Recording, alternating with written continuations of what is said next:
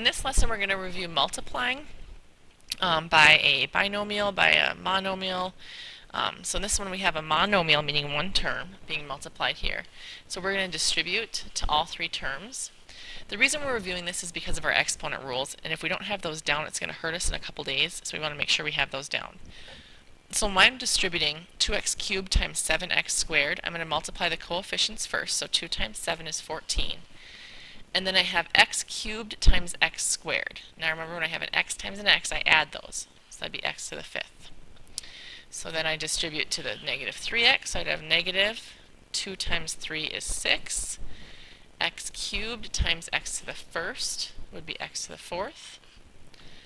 And then lastly I distribute to the 5, so 2x cubed times 5. The 2 times the 5 is 10. And there's no other x to multiply by, so it's going to be 10x cubed.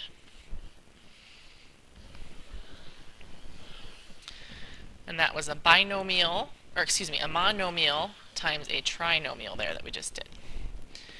Number 5 then, we're multiplying two binomials, which hopefully you remember is foiling.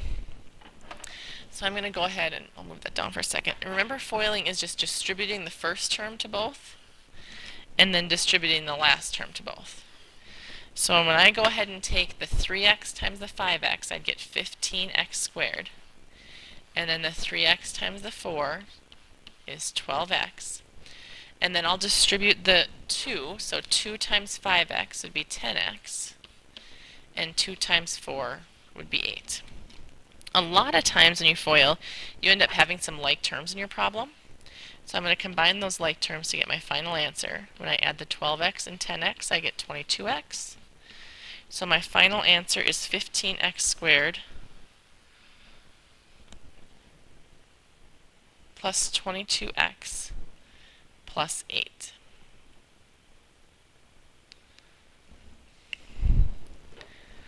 The next one we're going to do, so that was multiplying two binomials. The next one we have a trinomial times a binomial. And there's a couple ways you can look at this one. It doesn't matter how many terms you have, but each term needs to be distributed. So I can distribute this x squared to both, the 6x to both, and the negative 2 to both. That's one way to do it. Some people like to work backwards and take this x and distribute it to all three spots, and then take the 4 and distribute it to all three spots. So whichever way you like to work, you're going to get the same answer. Your work will just look a little different order than the other person. I'm going to choose to go ahead and distribute the same way we did for foiling. So I'm going to say x squared times x is x cubed, and then x squared times 4 is 4x squared. And then when I do my 6x, I'm going to distribute to both again.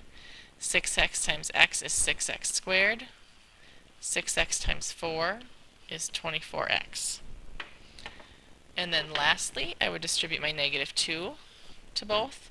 Negative 2 times x is negative 2x. Negative 2 times 4 is negative 8. So when I combine like terms right now, I'm going to go in descending order. So I see I have an x cubed, and it's the only one. Then I add the x squareds together, so I'd get 10x squared. 24x minus 2x would be 22x. And then I've got that negative 8 there.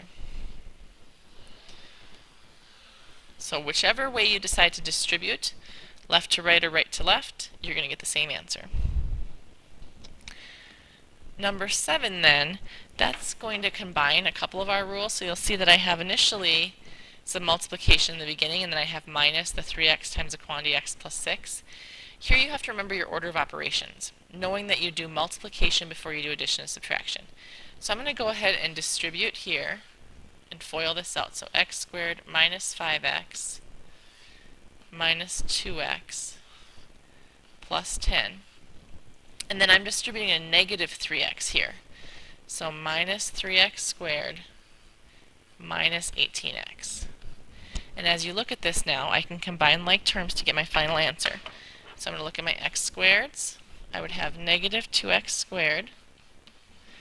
And then I look at my x's. I have negative 5x, and negative 2x would be negative 7x. And then over here I have a negative 18x, so negative 7 plus a negative 18 is negative 25x. And then my constant plus 10. That's as far as I can go. So here you're combining, you're multiplying with your adding and subtracting. And then the last one I want you guys to try quick. Pause the video, see what you get for an answer, and then you can check and see if you got the same as me. So for this one, I'm going to distribute 8x, get 8x squared plus 8x. And then this minus here could really throw me off. So I'm going to keep these in parentheses when I multiply them because I am subtracting this entire quantity over here.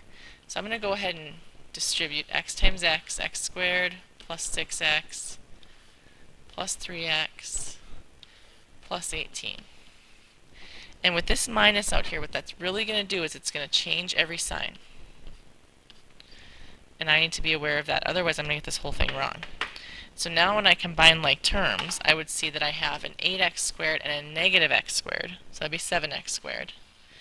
I have 8x minus 6x, so 2x, minus 3x, so negative 1x. And then my constant here is a negative 18. So the big thing here is that this negative is distributed to this entire quantity. You're minusing the whole thing, so it's just like our subtraction problems, you have to distribute that negative.